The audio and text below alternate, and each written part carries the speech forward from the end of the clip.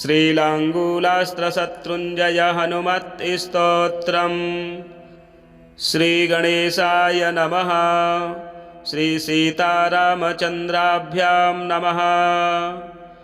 लोकाभिरामं रणरङ्गधीरं राजीवनेत्रं रघुवंशनाथं कारुण्यरूपं करुणाकरं तं श्रीरामचन्द्रं शरणं प्रपद्ये। ॐ हनुमन्तं महावीरं वायुतुल्यपराक्रमं मम कार्यार्थमागच्छ प्रणमामि मुहुर्मुहुः। ॐ अस्य हनुमच्छत्रुञ्जय स्तोत्रमालामन्त्रस्य श्रीरामचन्द्र ऋषिः नानाछन्दांसि श्रीमन्महावीरो हनुमान् देवता मारुतात्मज ह्रौम् इति बीजम् अञ्जनासूनुहस्प्रेम् इति शक्तिः। ॐ हां हां हां इति कीलकम् श्रीरामभक्ताय ह्रां इति प्राणः। श्रीरामलक्ष्मणानन्दकर ह्रां ह्रीं ह्रूं इति जीवः। ममारातिपराजय निमित्त शत्रुञ्जय स्तोत्रमाला मन्त्रजपे विनियोगः। अथ करन्यासः। ॐ ऐं श्रीं ह्रां ह्रीं ह्रूं स्फें ख्फें हसौं हस्फ्ने हसौं। नमो हनुमते अंगुष्ठाभ्यां नमः।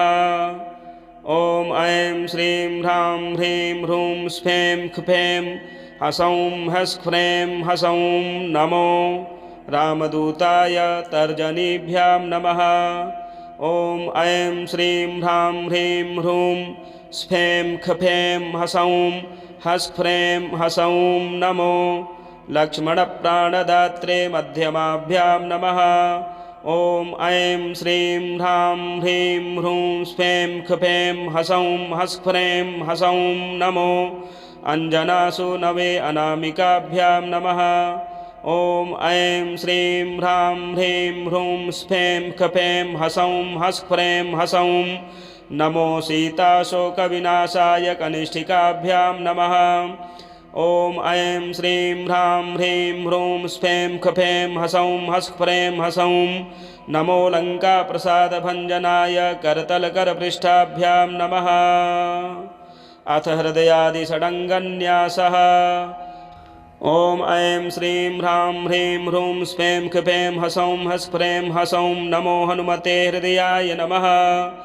ॐ ऐं श्रीं ह्रां ह्रीं ह्रूं स्फें ख्फें हसौं हस्फ्रें हसौं। नमो रामदूताय शिरसे स्वाहा। ॐ ऐं श्रीं ह्रां ह्रीं ह्रूं स्फें ख्फें हसौं हस्फ्रें हसौं। नमो लक्ष्मणप्राणदात्रे शिखायै वषट्। ॐ ऐं श्रीं ह्रां ह्रीं ह्रूं स्फें ख्फें हसौं हस्फ्रें हसौं। नमो अञ्जनासूनवे कवचाय हुम्। ॐ ऐं श्रीं ह्रां ह्रीं ह्रूं स्फें ख्फें हसौं हस्फ्रें हसौं। नमो सीताशोकविनाशिने नेत्रत्रयाय वौषट्। ॐ ऐं श्रीं ह्रां ह्रीं ह्रूं स्फें ख्फें हसौं हस्फ्रें हसौं। नमो लङ्काप्रसादभञ्जनाय अस्त्राय फट्। अथ ध्यानम्। ॐ ध्यायेद्बालदिवाकरद्युतिनिभं देवारिदर्पापहं देवेन्द्रप्रमुखैः प्रशस्तयशसं देदीप्यमानं ऋचा सुग्रीवादिसमस्तवानरयुतं सुव्यक्ततत्त्वप्रियं संरक्तारुणलोचनं पवनजं पीताम्बरालङ्कृतं मनोजवं मारुततुल्यवेगं जितेन्द्रियं बुद्धिमतां वरिष्ठं वातात्मजं वानरयूथमुख्यं श्रीरामदूतं शिरसा नमामि। वज्राङ्गपिङ्गकेशाढ्यं स्वर्णकुण्डलमण्डितं नियुद्ध उपसङ्गात्रं पारावारपराक्रमं वामहस्तगदायुक्तं पाशहस्तकमण्डलुम् उद्यद्दक्षिणदोर्दण्डं हनुमन्तं विचिन्तयेत् इति ध्यात्वा अमरे मल्लचट्खेत्युच्चारणोऽथवा तोडरमल्लचट्खेत्युच्चारणे कपिमुद्रां प्रदर्शयेत्। अथ मन्त्रः ॐ ऐं श्रीं ह्रां ह्रीं ह्रूं स्फ्रें ख्फ्रें हसौं हस्फ्रें हसौं नमो हनुमते त्रैलोक्याक्रमणपराक्रम श्रीरामभक्त मम परस्य च सर्वशत्रून् चतुर्वर्णसम्भवान् पुंस्त्रीनपुंसकान् भूतभविष्यद्वर्तमानान् नानादूरस्थसमीपस्थान् नानानामधेयान् नानाशङ्करजातिजान् कलत्रपुत्रमित्रभृत्युबन्धुसुहृत्समेतान् पशुशक्तिसहितान् धनधान्यादिसम्पत्तियुतान् राज्ञो राजपुत्रसेवकान् मन्त्रीसचिवसखीन् आत्यान्तिकक्षणेन त्वरया एताद्दिनावधि नानोपायैर्मारय मारय शस्त्रैच्छेदय छेदय अग्निना ज्वालय ज्वालय दाहय दाहय अक्षयकुमारवत्पादतलाक्रमणेनान शिलातलेन त्रोटय त्रोटय घातय घातय वध वध भूतसङ्घैः सह भक्षय भक्षय क्रुद्धचेतसा नखैर्विदारय विदारय देशादस्मादुच्चाटय उच्चाटय पिशाचवद्भ्रंशय भ्रंशय भ्रामय भ्रामय भयातुरान् विसंज्ञान् सद्यः कुरु कुरु भस्मीभूतान् उद्धूलय उद्धूलय भक्तजनवत्सल सीताशोकापहारक सर्वत्र मामेनं च रक्ष रक्ष हां हां हां हुं हुं हुं घे घे घे हुं फट् स्वाहा। ॐ नमो हनुमते महाबलपराक्रमाय महाविपत्तिनिवारकाय भक्तजनमनः कामनाकल्पद्रुमाय दुष्टजनमनोरथस्तम्भनाय प्रभञ्जनप्राणप्रियाय स्वाहा। ॐ ह्रां ह्रीं ह्रूं ह्रैं ह्रौं ह्रः मम शत्रून् शूलेन छेदय छेदय अग्निना ज्वालय ज्वालय दाहय दाहय उच्चाटय उच्चाटय हुं फट् स्वाहा इति मन्त्रं पठित्वा पुनर्ध्यायेत्। ॐ हनुमते नमः। ध्यानं श्रीमन्तं हनुमन्तमार्तरिपुभिद् भूभृत्तड्भ्राजितं चाल्पद्बालधिबन्धवैरिनिचयं चामीकराद्रिप्रभम् अष्टौ रक्तपिशङ्गनेत्रनलिनं भ्रूभङ्गभङ्गस्फुरत् प्रोद्यच्चण्डमयूखमण्डलमुखं दुःखापहं दुःखिनां कौपीनं कटिसूत्रमौञ्ज्यजिनयुग्देहं विदेहात्मजा प्राणाधीशपदारविन्दनिरतं स्वान्तः कृतान्तं द्विषां ध्यात्वैवं समराङ्गणस्थितमथानीय स्वहृत्पङ्कजे सम्पूज्याखिलपूजनोक्तविधिना सम्प्रार्थयेदर्चितम्।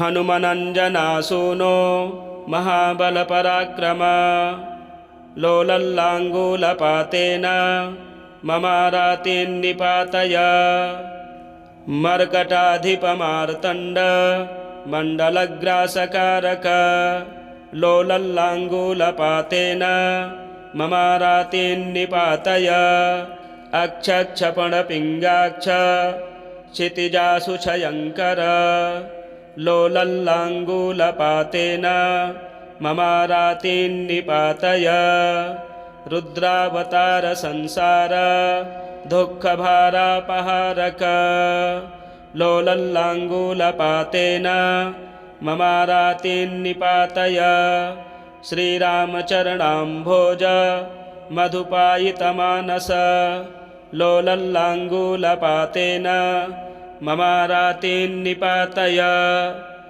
वालिकालरदक्लान्त सुग्रीवोन्मोचनप्रभो लोलल्लाङ्गूलपातेन ममारातिन्निपातय सीताविरहवारिस भग्नसीते सतारक लोलल्लाङ्गूलपातेन ममारातिन्निपातय रक्षो राजप्रतापाग्नि दह्यमान जगद्वन लोलल्लाङ्गूलपातेन ममारातिन्निपातय ग्रस्ताशेषजगस्वास्थ्य राक्षसाम्भोधिमन्दर लोलल्लाङ्गूलपातेन ममारातिन्निपातय पुच्छगुच्छस्फुरद्वीर जगद्दग्धारिपत्तन लोलल्लाङ्गूलपातेन ममारातिन्निपातय जगन्मनोदुरुल्लङ्घ्य पारावारविलङ्घन लोलल्लाङ्गूलपातेन ममारातिन्निपातय स्मृतमात्रसमस्तेष्ट पूरकप्रणतप्रिय लोलल्लाङ्गूलपातेन ममारातिन्निपातय रात्रिञ्चरचमूरासि कर्तनैकविकर्तन लोलल्लाङ्गूलपातेन ममारातिन्निपातय जानकी जानकी जानी प्रेमपात्रपरन्तप लोलल्लाङ्गूलपातेन ममारातिन्निपातय भीमादिकमहावीर वीरावेशावतारक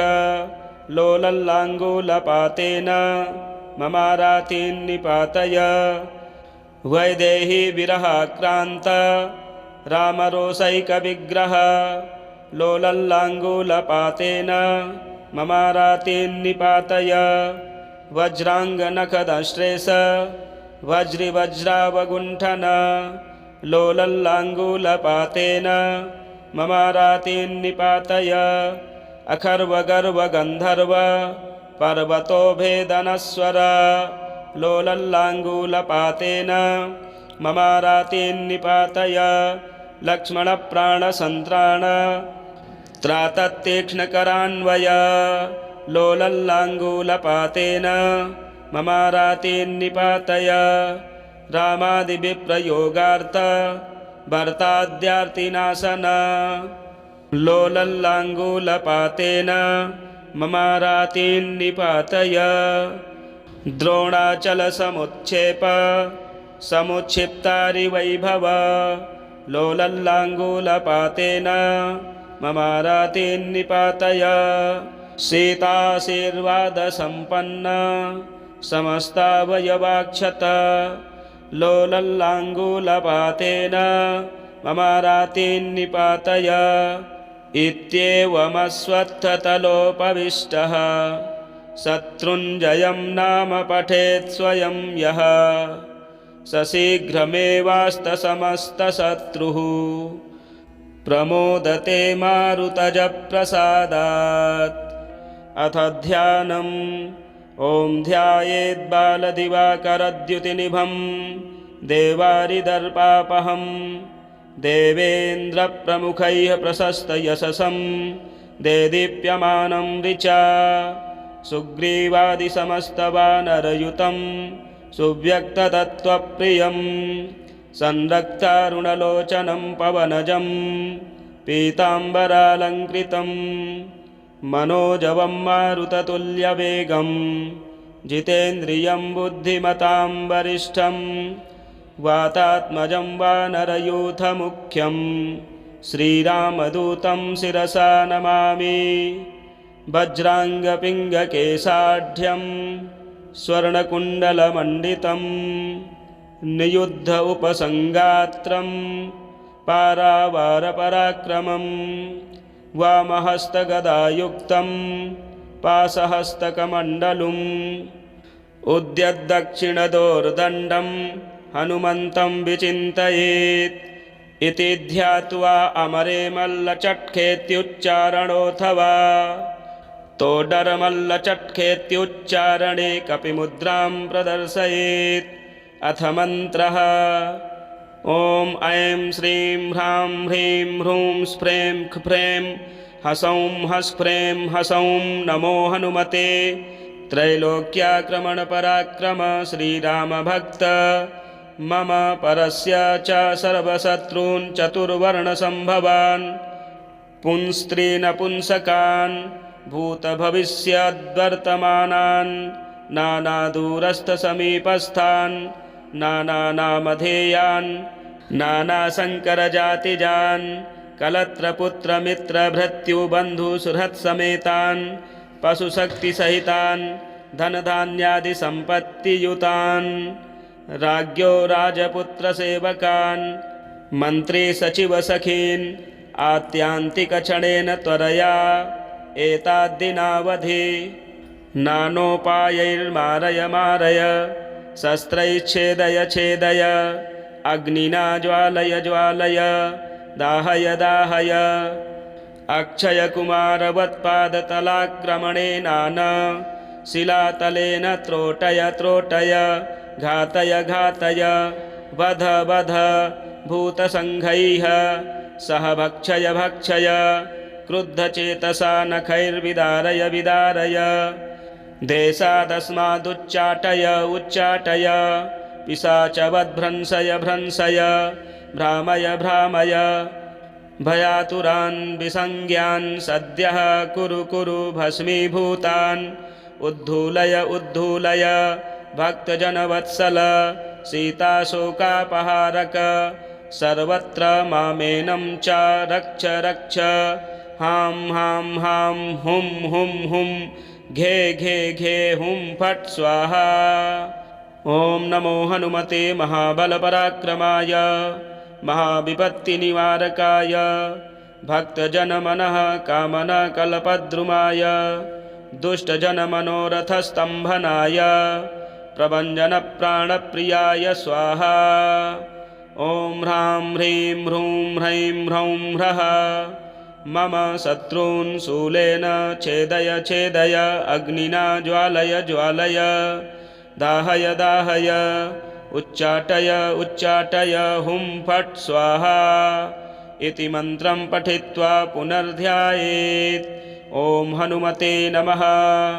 ध्यानं श्रीमन्तं हनुमन्तमार्तरिपुभिद् भूभृत्तड्भ्राजितं चाल्पद्बालधिबन्धवैरिनिचयं चामीकराद्रिप्रभम् अष्टौ रक्तपिशङ्गनेत्रनलिनं भ्रूभङ्गभङ्गस्फुरत् प्रोद्यच्चण्डमयूखमण्डलमुखं दुःखापहं दुःखिनां कौपीनं कटिसूत्रमौञ्ज्यजिनयुग्देहं विदेहात्मजा प्राणाधीशपदारविन्दनिरतं स्वान्तः कृतान्तं द्विषाम् ध्यात्वैवं समराङ्गणस्थित मथानीय स्वहृत्पङ्कजे सम्पूज्याखिलपूजनोक्तविधिना सम्प्रार्थयेदर्चितम्।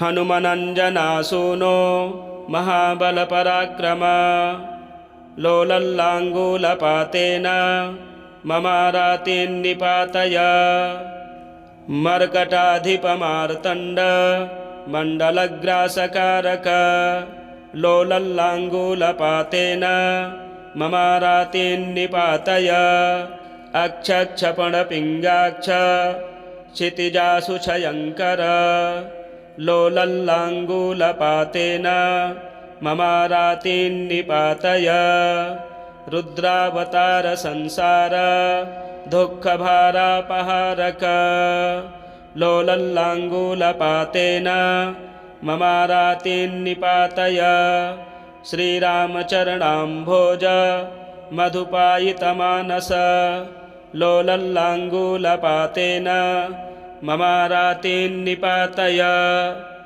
वालिकालरदक्लान्त सुग्रीवोन्मोचनप्रभो लोलल्लाङ्गूलपातेन ममारातिन्निपातय सीताविरहवारिस भग्नसीते सतारक लोलल्लाङ्गूलपातेन ममारातिन्निपातय रक्षो राजप्रतापाग्नि दह्यमान जगद्वन लोलल्लाङ्गूलपातेन ममारातेन्निपातय ग्रस्ताशेषजगस्वास्थ्य राक्षसाम्भोधिमन्दर लोलल्लाङ्गूलपातेन ममारातेन्निपातय पुच्छगुच्छस्फुरद्वीर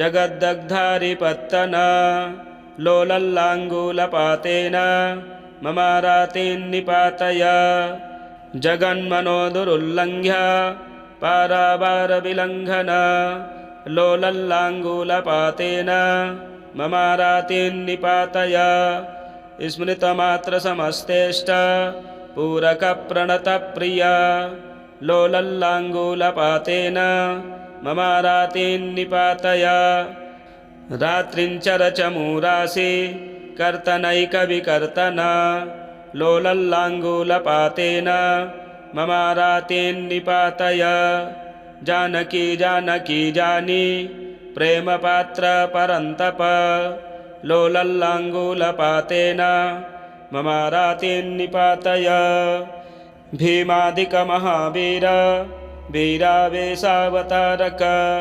लोलल्लाङ्गूलपातेन ममारातेन्निपातय वैदेही विरहाक्रान्त रामरोषैकविग्रह लोलल्लाङ्गूलपातेन ममारातेन्निपातय वज्राङ्गनखदश्रेष वज्रिवज्रावगुण्ठन लोलल्लाङ्गूलपातेन ममारातेन्निपातय अखर्वगर्वगन्धर्व पर्वतोभेदनस्वर लोलल्लाङ्गूलपातेन ममारातेन्निपातय लक्ष्मणप्राणसन्त्राण त्राततीक्ष्णकरान्वय लोलल्लाङ्गूलपातेन ममारातेन्निपातय रामादिविप्रयोगार्थ भर्ताद्यार्तिनाशन लोलल्लाङ्गूलपातेन ममारातेन्निपातय द्रोणाचलसमुच्छेप समुच्छिप्तारिवैभव लोलल्लाङ्गूलपातेन ममारातेन्निपातय सीताशीर्वादसम्पन्न समस्तावयवाक्षत लोलल्लाङ्गूलपातेन ममारातेन्निपातय इत्येवमश्वत्थतलोपविष्टः शत्रुञ्जयं नाम पठेत् स्वयं यः स शीघ्रमेवास्तसमस्तशत्रुः प्रमोदते मारुतजप्रसादात् अथ ध्यानम् ॐ ध्यायेद्बालदिवाकरद्युतिनिभं देवारिदर्पापहं देवेन्द्रप्रमुखैः प्रशस्तयशसं देदीप्यमानं ऋचा सुग्रीवादिसमस्तवानरयुतं सुव्यक्ततत्त्वप्रियं संरक्तारुणलोचनं पवनजं पीताम्बरालङ्कृतं मनोजवं मारुततुल्यवेगं जितेन्द्रियं बुद्धिमतां वरिष्ठं वातात्मजं वानरयूथमुख्यं श्रीरामदूतं शिरसा नमामि वज्राङ्गपिङ्गकेशाढ्यं स्वर्णकुण्डलमण्डितं नियुद्ध उपसङ्गात्रं पारावारपराक्रमं वामहस्तगदायुक्तं पाशहस्तकमण्डलुम् उद्यद्दक्षिणदोर्दण्डं हनुमन्तं विचिन्तयेत् इति ध्यात्वा अमरे मल्लचट्खेत्युच्चारणोऽथवा तोडरमल्लचट्खेत्युच्चारणे कपिमुद्रां प्रदर्शयेत् अथ मन्त्रः ॐ ऐं श्रीं ह्रां ह्रीं ह्रूं स्फ्रें ख्फ्रें हसौं हस्फ्रें हसौं नमो हनुमते त्रैलोक्याक्रमणपराक्रम श्रीरामभक्त मम परस्य च सर्वशत्रून् चतुर्वर्णसम्भवान् पुंस्त्रीनपुंसकान् भूतभविष्यद्वर्तमानान् नानादूरस्थसमीपस्थान् नानानामधेयान् नानाशङ्करजातिजान् कलत्रपुत्रमित्रभृत्युबन्धुसुहृत्समेतान् पशुशक्तिसहितान् धनधान्यादिसम्पत्तियुतान् राज्ञो राजपुत्रसेवकान् मन्त्रीसचिवसखीन् आत्यान्तिकक्षणेन त्वरया एताद्दिनावधि नानोपायैर्मारय मारय शस्त्रैच्छेदय छेदय अग्निना ज्वालय ज्वालय दाहय दाहय अक्षयकुमारवत्पादतलाक्रमणेनान शिलातलेन त्रोटय त्रोटय घातय घातय वध वध भूतसङ्घैः सह भक्षय भक्षय क्रुद्धचेतसा नखैर्विदारय विदारय देशादस्मादुच्चाटय उच्चाटय पिशाचवद्भ्रंशय भ्रंशय भ्रामय भ्रामय भयातुरान् विसंज्ञान् सद्यः कुरु कुरु भस्मीभूतान् उद्धूलय उद्धूलय भक्तजनवत्सल सीताशोकापहारक सर्वत्र मामेनं च रक्ष रक्ष हां हां हां हुं हुं हुं घे घे घे हुं फट् स्वाहा। ओम नमो हनुमते महाबलपराक्रमाय महाविपत्तिनिवारकाय भक्तजनमनः कामनाकल्पद्रुमाय दुष्टजनमनोरथस्तम्भनाय प्रभञ्जनप्राणप्रियाय स्वाहा। ॐ ह्रां ह्रीं ह्रूं ह्रैं ह्रौं ह्रः मम शत्रून् शूलेन छेदय छेदय अग्निना ज्वालय ज्वालय दाहय दाहय उच्चाटय उच्चाटय हुं फट् स्वाहा इति मन्त्रं पठित्वा पुनर्ध्यायेत्। ॐ हनुमते नमः। ध्यानं श्रीमन्तं हनुमन्तमार्तरिपुभिद् भूभृत्तड्भ्राजितं चाल्पद्बालधिबन्धवैरिनिचयं चामीकराद्रिप्रभम् अष्टौ रक्तपिशङ्गनेत्रनलिनं भ्रूभङ्गभङ्गस्फुरत् प्रोद्यच्चण्डमयूखमण्डलमुखं दुःखापहं दुःखिनां कौपीनं कटिसूत्रमौञ्ज्यजिनयुग्देहं विदेहात्मजा प्राणाधीशपदारविन्दनिरतं स्वान्तः कृतान्तं द्विषां ध्यात्वैवं समराङ्गणस्थितमथानीय स्वहृत्पङ्कजे सम्पूज्याखिलपूजनोक्तविधिना सम्प्रार्थयेदर्चितम्।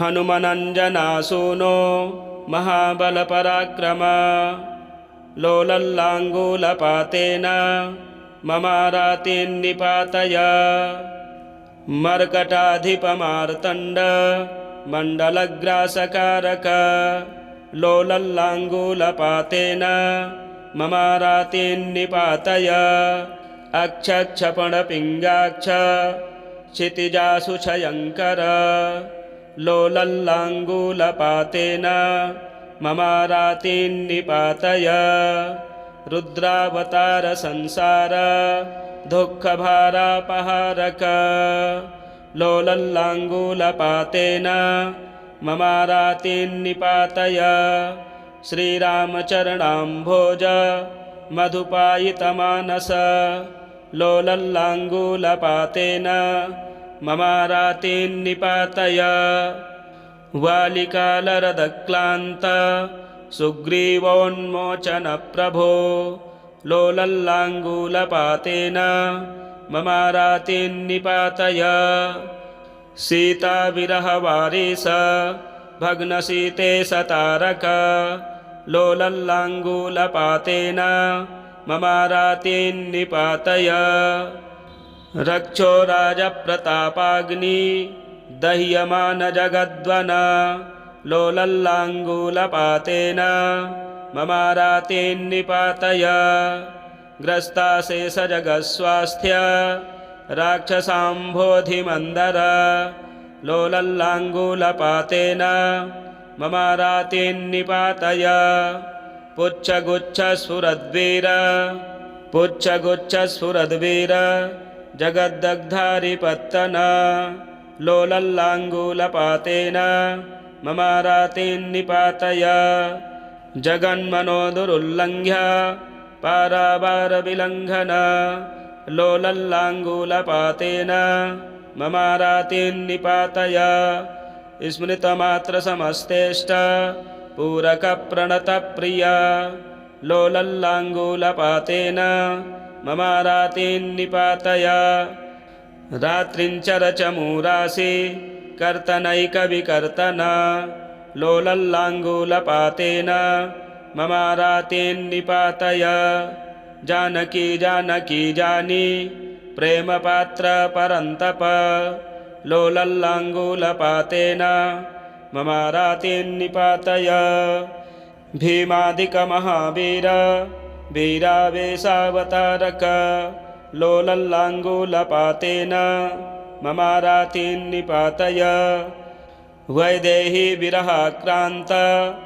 रामरोषैकविग्रह लोलल्लाङ्गूलपातेन ममारातेन्निपातय वज्राङ्गनखदश्रेष वज्रिवज्रावगुण्ठन लोलल्लाङ्गूलपातेन ममारातेन्निपातय अखर्वगर्वगन्धर्व पर्वतोभेदनस्वर लोलल्लाङ्गूलपातेन ममारातेन्निपातय लक्ष्मणप्राणसन्त्राण त्रातत्तीक्ष्णकरान्वय लोलल्लाङ्गूलपातेन ममारातेन्निपातय रामादिविप्रयोगार्थ भर्ताद्यार्तिनाशन लोलल्लाङ्गूलपातेन ममारातेन्निपातय द्रोणाचलसमुच्छेप समुच्छिप्तारिवैभव